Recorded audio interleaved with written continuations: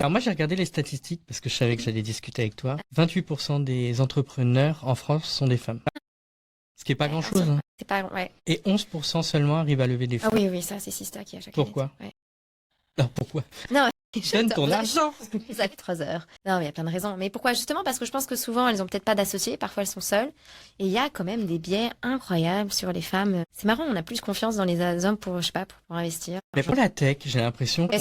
Femmes, ouais. Et je me demande, tu vois, par exemple, dans les projets dans lesquels on investit maintenant, quand tu es à la French Tech, c'est plutôt des projets de software, de SaaS, ceux dans lesquels on va investir, et l'intelligence artificielle. Comme tu as moins de femmes dans l'ingénierie, tu as moins de femmes dans la tech, évidemment, les femmes qui entreprennent, ça va être dans la cosmétique, ça va être dans les, tu vois, les compléments alimentaires. Je fais des gros stéréotypes, mais là, au Crédit Agricole, on a des filles super comme Fanny Fanou, Jominov, avec qui que je reçois... elle est exceptionnelle, géomètre de formation, qui te fait un truc, mais vraiment basé sur de l'IA. Elle, c'est vraiment une pépite.